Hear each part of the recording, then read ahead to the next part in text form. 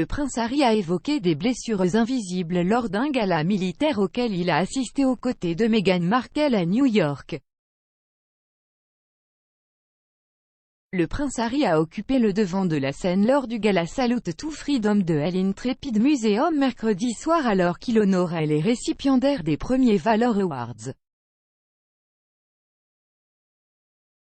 Cet honneur a été décerné au personnel militaire qui a fait preuve de courage et de persévérance face à un grand danger ou à une lutte personnelle. Dans son discours d'introduction poignant, le duc de Sussex a évoqué sa propre carrière de 10 ans dans l'armée, son travail pour soutenir la communauté militaire et l'importance de reconnaître la force des hommes et des femmes qui ont subi des blessures en service. Et il a souligné que toutes les blessures subies au cours d'une carrière militaire ne sont pas visibles. Le prince Harry a déclaré aux participants à New York « J'aimerais aussi parler brièvement d'autres choses qui, jusqu'à récemment, existaient dans l'obscurité, les blessures invisibles auxquelles nous sommes tous sensibles. Les cicatrices à l'intérieur que personne ne voit. Pendant trop longtemps, les blessures invisibles ont été traitées comme cela, invisibles, et étaient destinées à être balayées sous le tapis au risque de la honte, de la culpabilité ou simplement d'un manque de compréhension. Pourtant, nous savons maintenant que l'esprit est comme un muscle, il éprouve des traumatismes et de la douleur, que ce soit en conflit ou à la maison, qu'il soit en uniforme ou non. Il a besoin d'entraînement, ainsi que de récupération et de soins, peu importe qui vous êtes et peu importe ce que vous faites.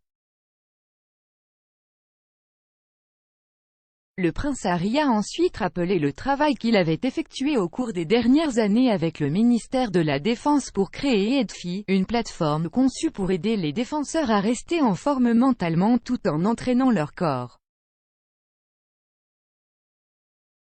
Le duc a commencé à diriger ce projet, qui comprend des didacticiels sur les exercices de respiration, la posture corporelle et les techniques de relaxation, en 2017. Edfi a été lancé à la mi-2020 après avoir été développé en partenariat avec la campagne Heads Together de la Royal Foundation, le ministère de la Défense et le King's College de Londres tout en suivant les conseils cliniques du Dr Vanessa Moulton. Dans son discours à l'Intrepid Museum, le duc de Sussex a également évoqué son travail en cours pour améliorer l'accès aux outils de conditionnement physique pour tous en collaboration avec la société de coaching Better Up, dont il est devenu responsable de l'Impact en mars. Le prince Harry est un vétéran qui a servi dans l'armée pendant 10 ans et a effectué 2 tournées en Afghanistan.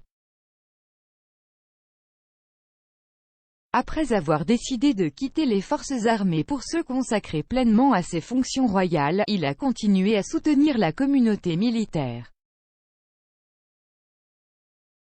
L'une de ses initiatives les plus réussies a été les Jeux Invictus, un tournoi multisport pour le personnel militaire et les anciens combattants malades, blessés et blessés.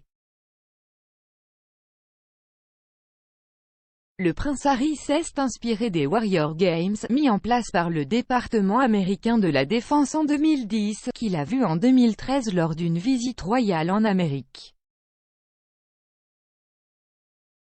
Lors de l'événement de mercredi, le prince Harry portait fièrement ses 4 médailles, dont celle du chevalier commandeur de l'Ordre royal de Victoria, la médaille de la campagne en Afghanistan, celle décernée lors du jubilé de la reine et une autre remise en 2012 lors du jubilé de diamant de la reine. Autour de son cou, il portait également la croix de chevalier commandeur de l'Ordre royal de Victoria.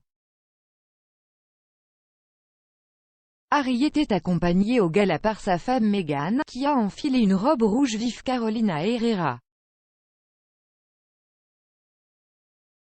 Avec des talons coordonnés par Giuseppe Zanotti, le duc et la duchesse de Sussex ont tous deux affiché un coquelicot rouge du souvenir.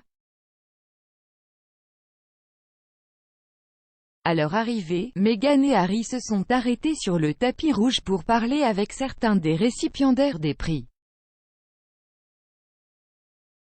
Bien qu'elle se détourne des caméras, Meghan a entendu un journaliste lui demander si elle était fière de son mari.